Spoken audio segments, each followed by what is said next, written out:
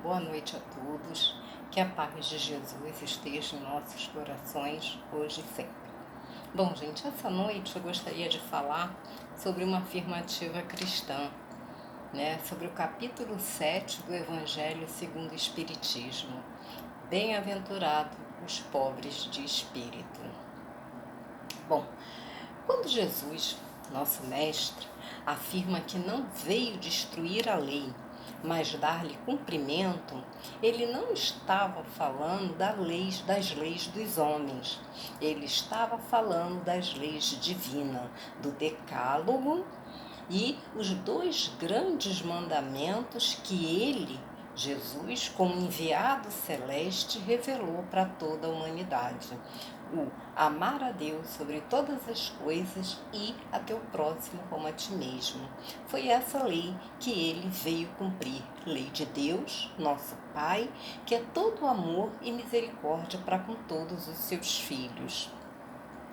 E, por isso, a mensagem cristã, ela também é chamada de boa nova, porque Jesus trouxe-nos a grata nova de que somos todos filhos muito amados de Deus, que é um Pai rico de bênçãos, amor e misericórdia para com todos os seus filhos.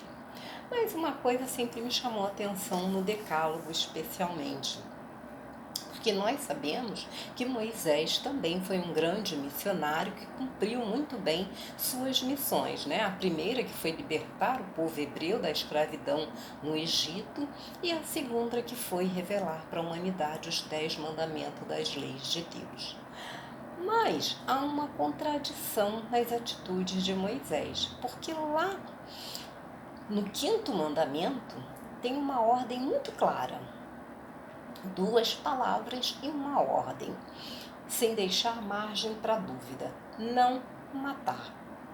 No entanto, quando Moisés desce do Monte Sinai com as tábuas das leis na mão e encontra o seu povo adorando o bezerro de ouro, o que vai contrariar o 1º mandamento da lei, que ele vai revelar do Decálogo, ele se deixa dominar pela ira, quebra as tábuas das leis e procede à grande hecatombe, ou seja, a grande matança dos adoradores do bezerro de ouro. E aí a gente pergunta, como é que é possível essa contradição?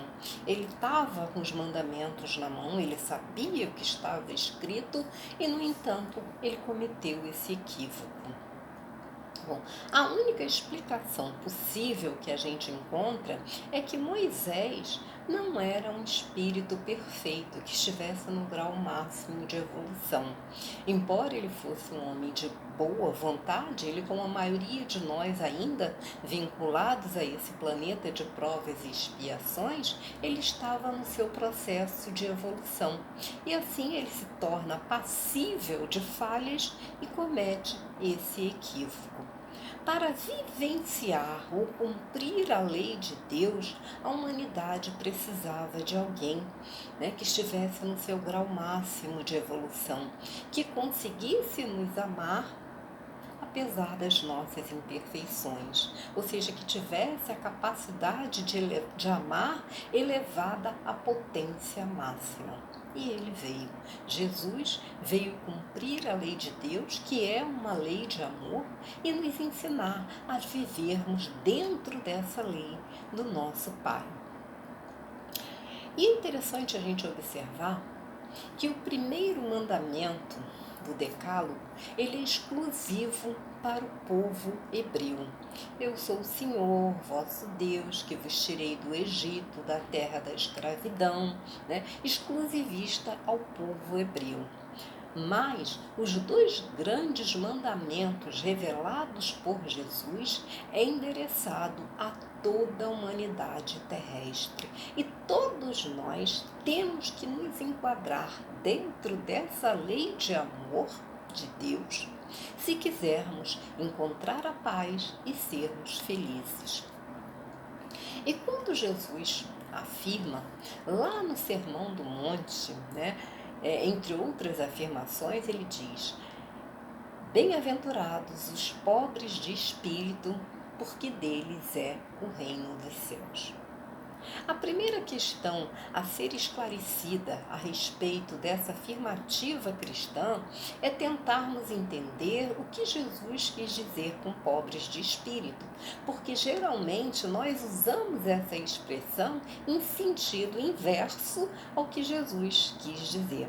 Porque geralmente nós usamos essa expressão com pessoas que nós consideramos medíocres, pessoas que não nos agradam, né? Pessoas com as quais nós não nos sentimos bem, e a gente diz, eles são pobres de espírito. Mas, lá no Evangelho, Kardec deixa claro que Jesus não usou nesse sentido.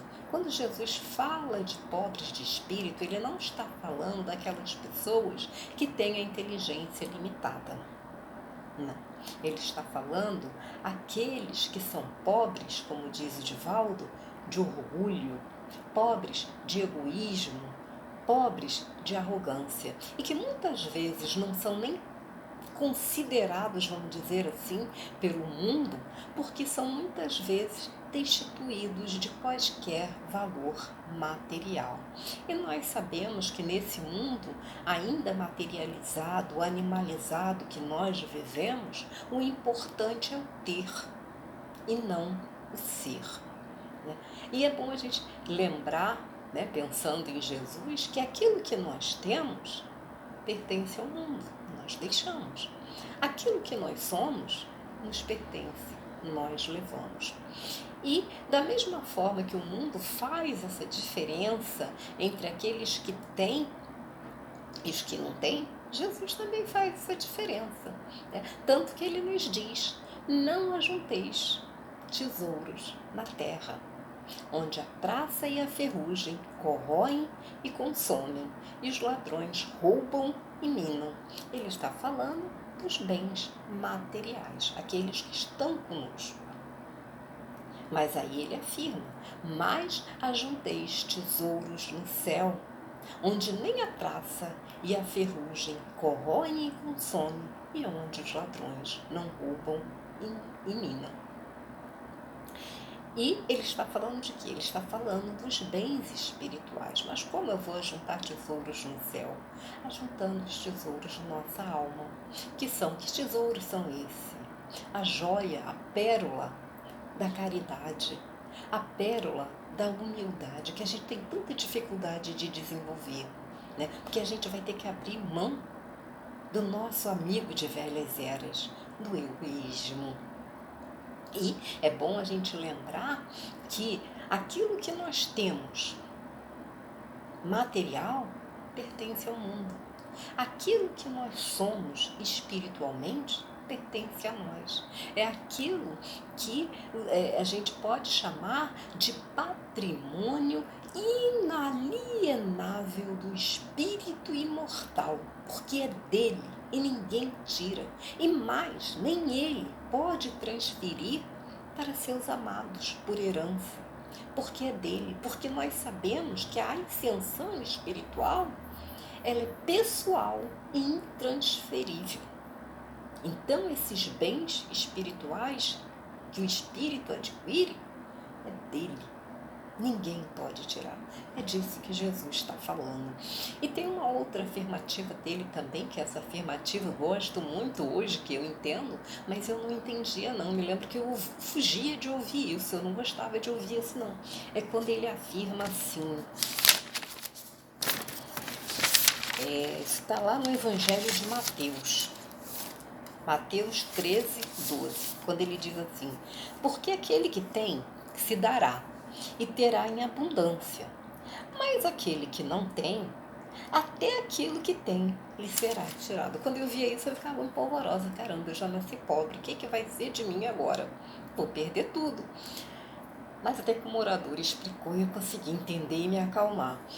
O que Jesus está falando aqui? É aquele que tem os dons espirituais, que desenvolveu os dons espirituais, ele aqui no plano material, ele já é uma pessoa muito feliz, porque ele tem uma coisa que poucas pessoas têm.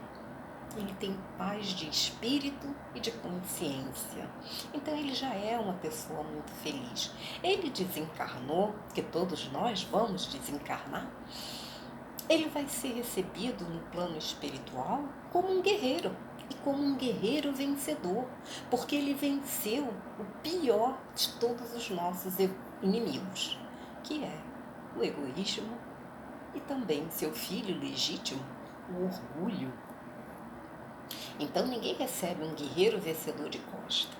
Ele é aclamado, ele é idolatrado. Então aquele que tem, mais será dado. Agora, aquele que não tem essas virtudes espirituais que nós carecemos, caridade, humildade, abnegação, capacidade de perdoar, tudo isso a gente precisa desenvolver, esses dons espirituais que Jesus tinha e distribuía a mãos cheias. Ele aqui, aquele que não tem nada disso, ele aqui no plano material, ele já é uma pessoa que não é muito feliz. Porque ele é até uma pessoa que é de difícil convivência, a pessoa que não perdoa nada, cobra tudo ali na ponta da faca. Só o que ele tem? É os bens materiais dele. Só que uma hora ele vai desencarnar, não é castigo da vida. Todos nós sabemos que estamos aqui de passagem. Ninguém vai ficar aqui definitivamente. E o que acontece quando ele desencarna? Cadê os dons que ele precisava? Ele não tem os dons espirituais. E os bens materiais que ele tem? Até um pouco que tem. E será tirado.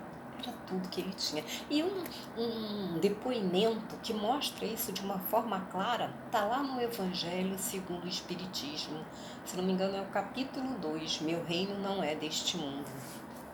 Lá no Evangelho, lá no finalzinho do capítulo, nós temos ali o depoimento de um espírito que assina como sendo uma rainha de França. E ela começa o depoimento dela dizendo: ninguém melhor do que eu para entender essas palavras de Nosso Senhor. Por que ela fala isso? É bom a gente lembrar que quando Jesus falou, meu reino não é deste mundo, ele estava aqui na terra, no plano material. Então é o momento que Pilatos pergunta para ele se ele é rei. E entre outras coisas ele vai dizer: se o meu reino fora deste mundo, a minha gente houvera combatido e impedido que eu caísse nas mãos dos judeus. Tanto não é o reino dele que ele saiu daqui do jeito que saiu, crucificado entre dois ladrões. Mas aqui era o reino dela, aqui ela era a rainha. Só que ela está dando esse depoimento desencarnada, no plano espiritual. E aí ela vai entender o que Jesus quis dizer, porque ela vai dizer: ninguém melhor do que eu para entender isso. Porque aqui, ela não diz, mas a gente deduz, aqui não é o reino dela. E aí ela vai falar, entre outras coisas, ela vai dar grandes ensinamentos, é um depoimento curto, mas rico de ensinamentos. Ela vai dizer o seguinte: falando dos bens materiais, o que ela diz da riqueza? Ela diz exatamente assim: ela nem sequer me acompanhou até o túmulo. Ou seja, no momento em que ela se viu destituída do corpo material, ela se vê no plano espiritual em tremenda indigência moral. E o que ela diz? Que ela encontra ali pessoas pelas quais ela não tinha, homens, pelos quais ela não tinha a menor consideração, porque não tinham sangue nobre como o dela. No entanto, ali estão em situação superior à dela. E ali ela mesma diz: aqui não se pergunta quem foste, mas sim quanto bem fizestes e quantas lágrimas enxugaste. E é ela mesma que diz o que é preciso para ter uma situação melhor nesse mundo. Ela diz: necessária a caridade, a humildade, a solidariedade, todos aqueles dons espirituais que Jesus nos veio ensinar a desenvolver. E ela fala lá no finalzinho do capítulo, né? Ela fala muita coisa interessante, eu recomendo que vocês leiam, não dá tempo da gente analisar cada frase dela, que são frases ricas de ensinamentos morais. Ela diz: correm os homens em busca dos bens materiais como se nós fôssemos retê-los eternamente. E, no entanto, aqui se descobre que tudo não passou de uma grande ilusão. É um depoimento muito rico. Bom, um outro livro que também nos mostra a diferença entre os ricos do mundo e os ricos do plano espiritual está lá no livro Boa Nova, psicografado pelo nosso querido Chico e de autoria do Humberto de Campos. Ali, no capítulo intitulado O Sermão do Monte, Humberto de Campos nos diz que naquela época que Jesus estava encarnado entre nós, as pessoas, muitas vezes, na impossibilidade de se chegarem até ele, iam até seus discípulos para que eles tirassem dúvidas, né? E fazer colocações.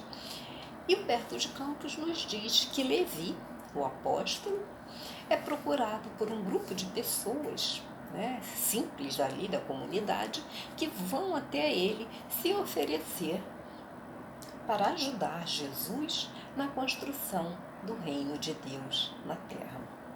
Levi, nós sabemos, é aquele apóstolo que ele tem uma situação financeira melhor, porque ele era coletor de impostos. E ele vai receber essas pessoas na sua confortável residência, mas ele vai manifestar estranheza, né, com a oferenda deles. E ele vai perguntar o seguinte, ele vai fazer a seguinte colocação: afinal, disse ele aos infortunados que o procuravam, o novo reino congregará todos os corações sinceros e de boa vontade que desejem irmanar-se como filhos de Deus. Mas, que podeis fazer na situação em que vos encontrais? Aí, gente, a gente para lembrar que os apóstolos de Jesus também não eram espíritos muito esclarecidos, não. Tanto que a gente vê eles agindo de forma equivocada em diversas circunstâncias, e essa vai ser uma delas. E dirigindo-se a 3 deles, seus conhecidos pessoais, ele falou convicto: que poderás realizar, Lisandro, aleijado como és? Pegou pesado, né? Mas não para por aí, não. E tu, Áquila, não foste abandonado pela própria família sob o peso de sérias acusações?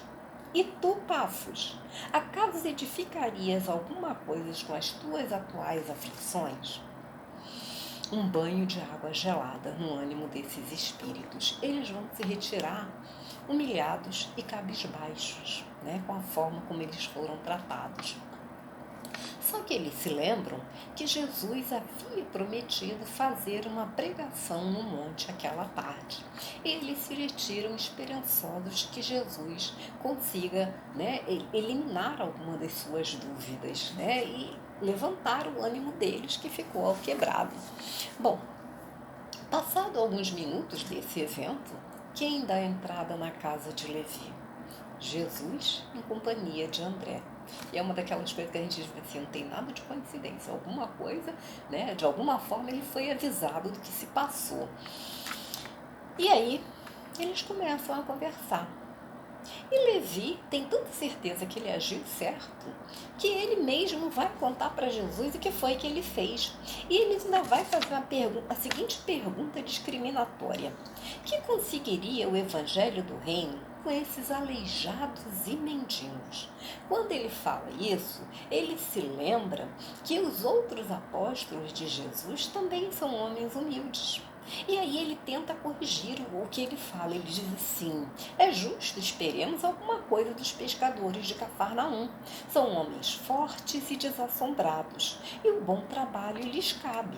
Não vejo, porém, como aceitar a contribuição desses desafortunados e vencidos que nos procuram. Bom, e uma coisa que chama atenção na personalidade de Jesus é essa capacidade de ensinar sempre com amor e com paciência, né? Porque a gente, quando vê um colega, uma pessoa querida, toma uma atitude grotesca como essa, a gente entra em desespero. Você é maluco? Você está doido? Mas Jesus é um espírito superior. E ele vai corrigir com amor. Olha o que nos diz Humberto Campos. Jesus fixou o olhar no discípulo com profundo desvelo e falou com bondade, batendo-lhe levemente no ombro. No entanto, Levi, precisamos amar e aceitar a preciosa colaboração dos vencidos do mundo. Se o Evangelho é a boa nova, como não há de ser a mensagem divina para eles, tristes e deserdados na imensa família humana?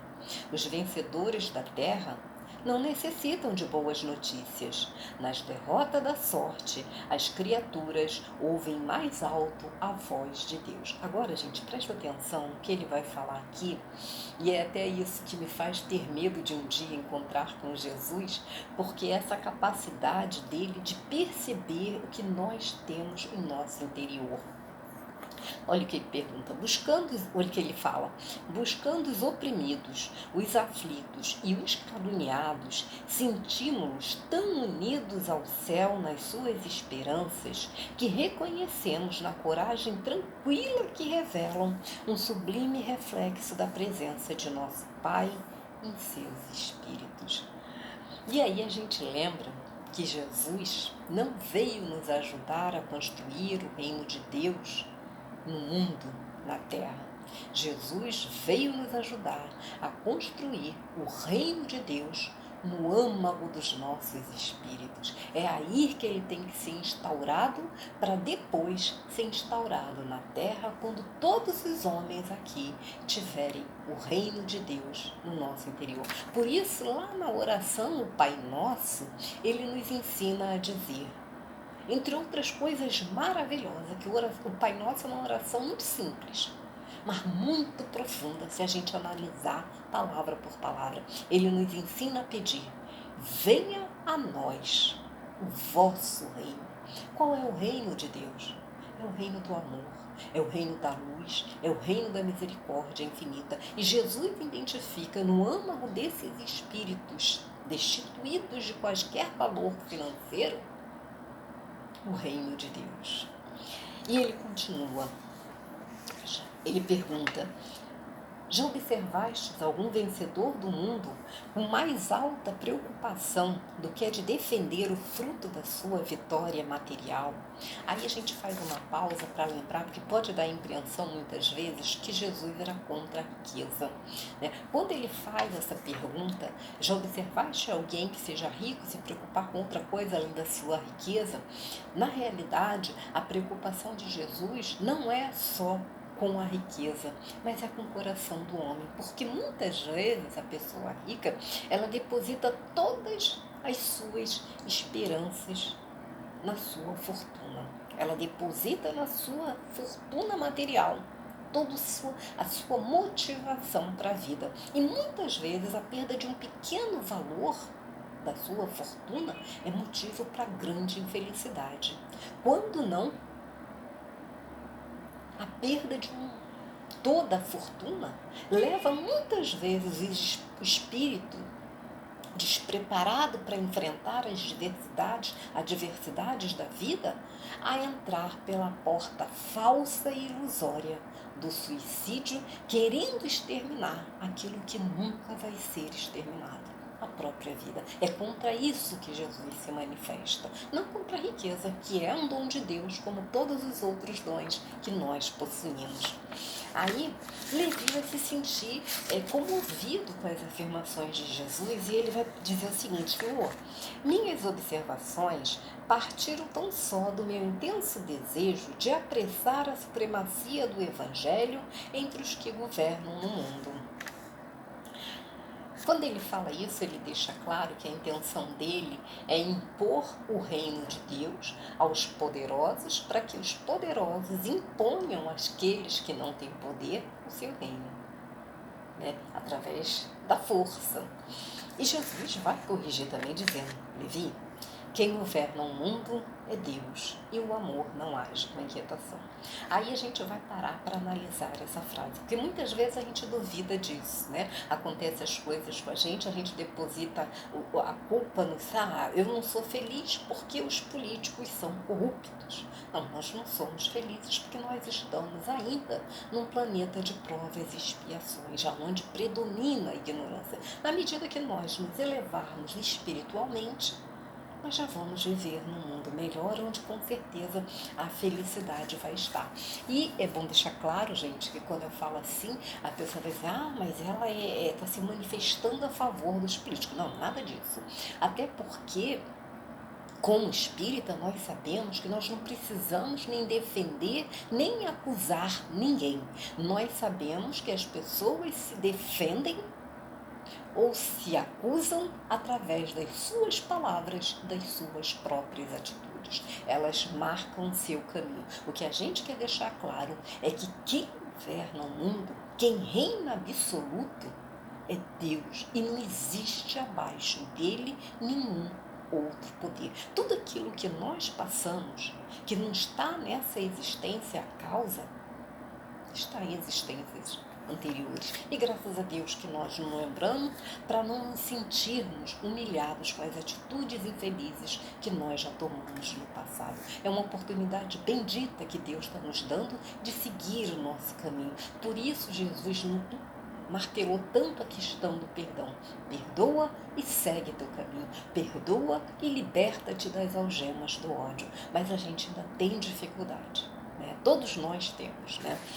Bom, e aí ele vai dizer o seguinte, Jesus vai dizer o seguinte, agora imaginemos, Levi, que os triunfadores da terra viessem até nós portando suas armas exteriores. Quando ele fala isso, eu me lembrei de um professor de filosofia, muito querido, muito inteligente, muito sábio, né? Eu tenho orgulho e prazer de dizer que estudei com um professor. E, gente, o nome fugiu agora, estou lembrando do rosto dele, né? Hilton Japiaçu. Né? E ele falava uma frase que eu gosto muito, que ele dizia sempre assim, nada é tão perigoso quanto a certeza de se ter razão. E ele lembrava sempre, né? Porque ele era um crítico das religiões de maneira geral, né? E ele falava sempre, as guerras mais sangrentas que a humanidade teve foram todas guerras religiosas. E no livro que ele publicou, se não me engano, é As Paixões da Ciência, eu já li tanto livro que eu tenho medo dele, que eu tenho medo de estar confundindo, mas eu acho que é Nas Paixões da Ciência. Ele fala que o número de mortes ocorridas durante o período sombrio da Idade Média, das guerras religiosas da Idade Média, é um número assustador. E é isso que Jesus vai dizer para Levi. Ele vai continuar dizendo assim, imaginemos que eles viessem até nós, portando suas armas. Ele vai falar muita coisa, não dá tempo da gente falar, mas ele vai falar um trechozinho, eu tenho que ler. Ele diz assim, recordando a ação das espadas mortíferas, talvez pretendessem disputar a ferro e fogo o estabelecimento do reino de Deus, exterminando-se reciprocamente, por não cederem uns aos outros em seus pontos de vista, desde que cada vencedor se julga no mundo com maior soma de direitos e de importância. A pretexto de lutarem em nome do céu, espalhariam possivelmente incêndios e devastações em toda a terra. E seria justo, Levi, trabalhássemos por cumprir a vontade do nosso Pai, aniquilando seus filhos, nossos irmãos? Nós sabemos que não. Bom, Jesus vai falar muito mais, e depois que ele faz luz, né, no interior do apóstolo equivocado, ele se junta com Tiago, Pedro e João e se dirige ao monte, aonde ele encontra ali diversas pessoas humildes do povo, mulheres sofridas, velhinhos carentes da palavra dele, e ele infunde ânimo naqueles espíritos através do seu sermão do monte, onde ele proclama as bem-aventuranças reservadas àqueles que cumprem a lei de Deus. E ele vai dizer, bem-aventurados pobres de espírito, os pobres e os aflitos, os sedentos de justiça e misericórdia. Nós temos muitos hoje em dia, né? Bem-aventurados, pacíficos e os simples de coração. E depois que ele proclama todas essas bem-aventuranças, aquelas pessoas se confraternizam entre si, se abraçam felizes, reconhecidos como acolhidos ao reino de Deus que Jesus veio nos revelar. E Jesus vê Levi indo se confraternizar com aquelas pessoas que ele anteriormente havia, vamos dizer assim, expulsado da sua residência. E Jesus vai até ele e fala: Levi, meu coração se rejubila hoje contigo, porque são também bem-aventurados todos os que ouvem e compreendem a palavra de Deus. Bom, a gente já falou que a fortuna não é impedimento para um espírito alcançar o reino de Deus. Eu fui buscar lá no livro O Céu e o Inferno, lá entre os espíritos felizes, esse livro é maravilhoso, lá na parte segunda, né, quando Kardec nos apresenta o depoimento dos diversos espíritos, lá entre os espíritos felizes nós encontramos a nossa querida Condessa Paula. A Condessa Paula foi uma mulher que, quando encarnada, ela era rica, né? Condessa, né? Tinha um título nobre, Condessa Paula, e ela tinha praticamente tudo que o mundo ambiciona. Ela tinha beleza, ela tinha riqueza e ela tinha bondade de coração. Ela desencarna jovem, aos 36 anos, e um parente dela, lembrando da pessoa boa que ela era, resolve evocá-la, né, achando que ela está numa situação boa no plano espiritual. Ela responde a essa evocação confirmando o pensamento dele. Ela diz o seguinte: tende razão, amigo, em pensar que sou feliz. O depoimento dela é muito grande, mas é preciso ler porque tem muita riqueza de informações. Olha o que ela diz: tende razão, amigo, em pensar que sou feliz. Assim é, efetivamente, e mais ainda do que a linguagem pode exprimir, embora longe do seu último grau. Ou seja, ela não está no grau máximo de perfeição, mas a felicidade dela é imensa. Mas eu estive na terra entre os felizes, pois não me lembro de haver aí experimentado um só desgosto real. Juventude, homenagem, saúde, fortuna, tudo o que entre vós constitui felicidade, eu possuía. Aí a gente vai dizer: ah, mas assim é fácil, ela tinha tudo, né? Mas nem sempre foi assim, ela vai dizer depois.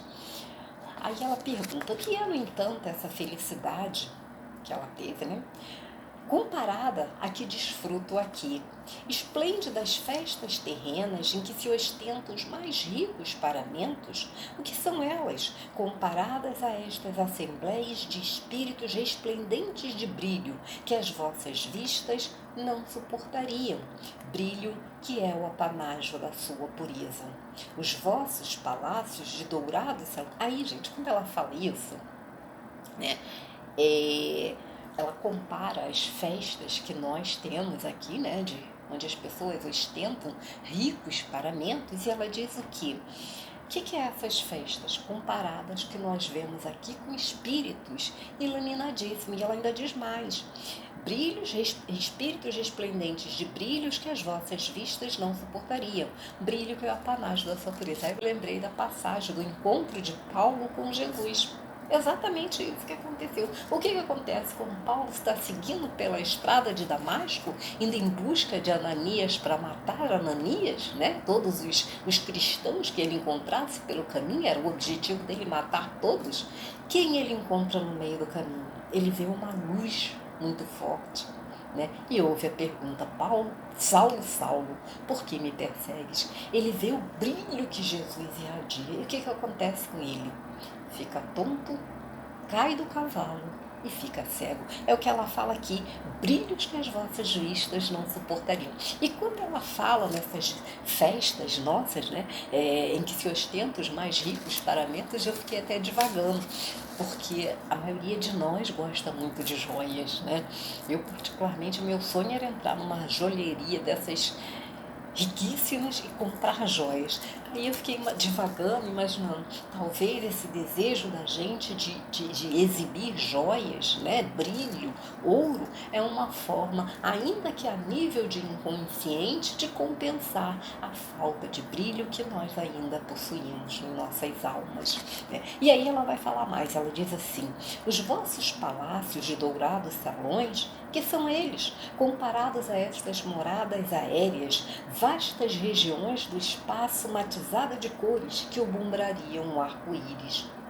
Os vossos passeios, a contados passos nos parques, a que se reduzem, comparados aos percursos da imensidades mais céleres que o raio. Ela vai falar também, ela fala muita coisa, não dá tempo da gente ler, ela vai falar também sobre a questão de estar num mundo onde não há inveja, onde não há ciúme. E aí quando ela fala que está num mundo onde não existe inveja, eu fiquei com inveja. Porque a gente vive num mundo em que a gente já sai de manhã para trabalhar consciente de que você vai para a batalha. Não da batalha do dia a dia, mas da batalha com a adversidade que mora na hostilidade das pessoas com as quais a gente convive. Né? E muitas vezes, eu lembrei até de uma mensagem da Joana de Ângeles, eu procurei a mensagem e não consegui achar, que ela fala em desarmamento íntimo, porque nós saímos para o dia a dia já armados contra os outros. Né? E a gente precisa promover esse desarmamento íntimo. Se te agrediu, se te falou, deixa, segue seu caminho. Tem uma frase do Chico que eu gosto muito, que ele diz: quem anda em direção à luz, eu acho que está lá no Lindos Casos, quem anda em direção à luz não tem tempo de ver o que se passa nas trevas. E a gente não. O que estão falando aí de mim? Qual é a fofoca? Segue seu caminho, deixa. Quem fala, quem pode falar enquanto pode, vai falando. E a gente segue o nosso caminho. Aí ela fala também das ocupações dos espíritos, que os espíritos não ficam, como a gente costuma dizer quando desencarna alguém, descansou em paz. Oi? Como assim, cara pálida? Nada disso. Os espíritos trabalham. Quer ver um tipo de espírito, tenho certeza que trabalha muito, todos trabalham muito, mas são as mães. As mães não descansam nem depois de desencarnada. Olha o que ela fala aqui. As ocupações, posto que isentas de fadiga, por que isentas de fadiga? Porque ele já não tem mais o corpo físico, e que nos cansa é o corpo físico. Revestem-se de perspectivas e emoções variáveis e incessantes pelos mil incidentes que se lhe filiam. Tem cada qual sua missão a cumprir, seus protegidos a velar, amigos terrenos a visitar, mecanismos na natureza a dirigir, almas sofredoras a consolar, e é o vai e vem, não de uma rua a outra, porém de um a outro mundo, reunindo-nos, separando-nos, para novamente nos juntarmos, e reunidos em certo ponto, comunicamos-nos o trabalho realizado, felicitando-nos pelos êxitos obtidos. Ajustamos-nos mutuamente, nos assistimos nos casos difíceis. Bom, ela agora vai falar sobre a fase que a Terra está passando. Né? Lá na época que o livro foi escrito, né, o planeta já estava nesse processo acelerado de evolução. A gente não percebe, mas o processo já estava presente. E ela vai dizer o seguinte: presentemente a Terra é um magno assunto das nossas cogitações. Que movimento entre os espíritos. Aí ela vai falar aquilo que o Haroldo Dutra, né, o orador Haroldo Dutra já falou na internet, e o Divaldo Franco também falou, e na época eu duvidei. Por quê? Porque meu raciocínio era o seguinte: a hora que eu conseguir sair de um planeta de provas e expiações, não conte comigo para voltar aqui não. Mas os espíritos superiores, por isso eles são superiores, eles são generosos. E eles vêm nos ajudar. Olha o que ela diz aqui. Que movimento dos espíritos, que numerosas falanges aí afluem a fim de lhe auxiliarem o progresso e a evolução. Dir-se-ia uma nuvem de trabalhadores a destrinçarem uma floresta sob as ordens de chefes experimentados. Abatem uns os troncos seculares, arrancam-lhe as raízes profundas, desbastam o terreno, outros outros do terreno. Amanho estes a terra. Aí, gente, não dá tempo de ler tudo, eu recomendo que vocês leiam. Ela vai falar que ela também tem a tarefa dela a realizar nesse movimento, pela qual ela se esforça grandemente. E ela vai dizer o seguinte, né? A terra deve se regenerar, tá?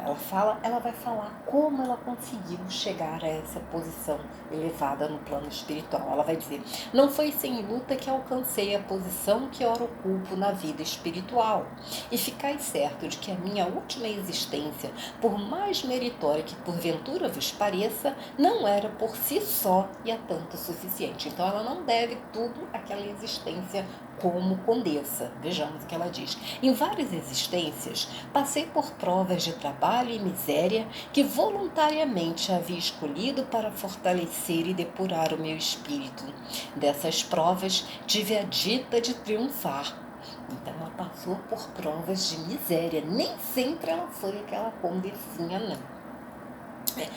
Dessas provas tive a dita de triunfar, vindo a faltar, no entanto, uma, porventuras, de todas a mais perigosa, a da fortuna e bem-estar materiais, um bem-estar sem sombras de desgosto.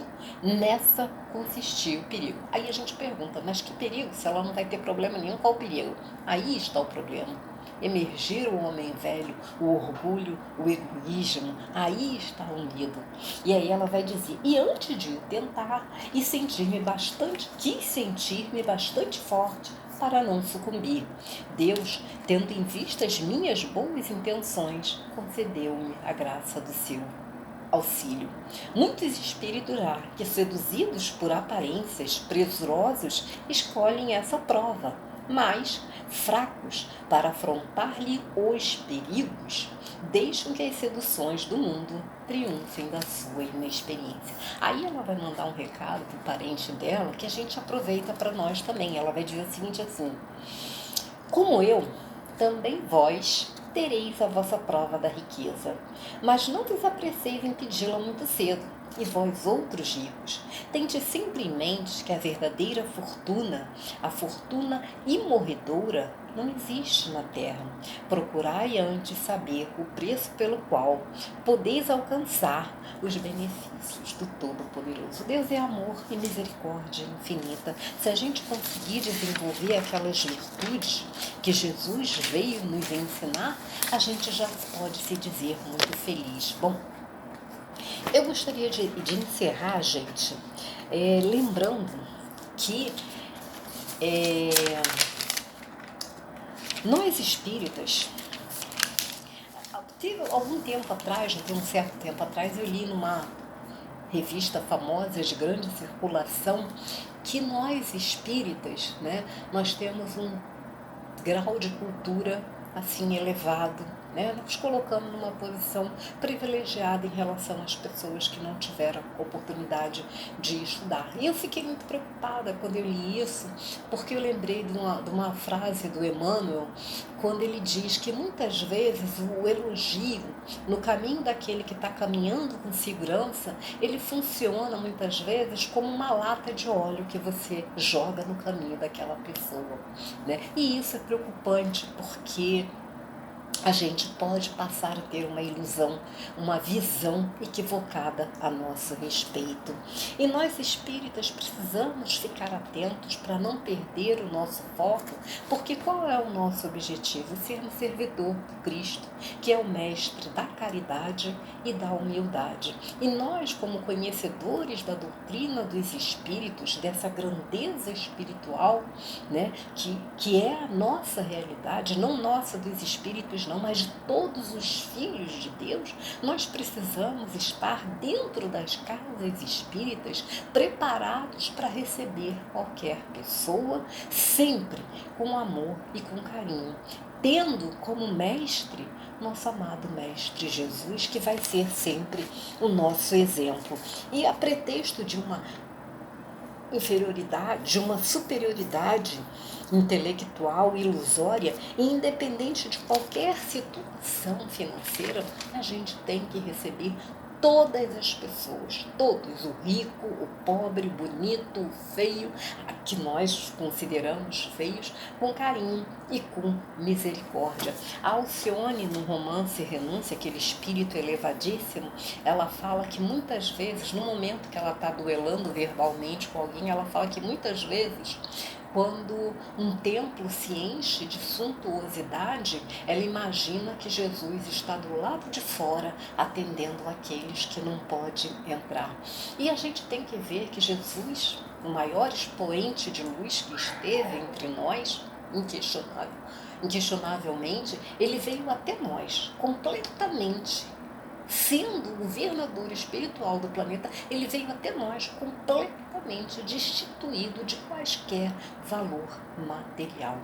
E eu tenho certeza que se ele tiver que se apresentar a qualquer um de nós, né, no nosso dia a dia, porque eu acredito que isso muitas vezes acontece e a gente não percebe a grandeza da pessoa que está ali do nosso lado. Por quê? Porque ainda nós não desenvolvemos os olhos de ver e o ouvido de ouvir. Ele jamais vai vir até nós na condição de rei que ele é, nos ofuscando com a sua superioridade. Ele vai vir até nós como uma criatura mais humilde, como lá naquele conto do Humberto de Campos, Encontro Divino, que aquele servidor do bem, todos os lugares que ele ia, ele encontrava com um mendigo que sempre ele jogava alguma coisa, ele dava alguma coisa, né? O mendigo estava sempre atravessado no caminho dele.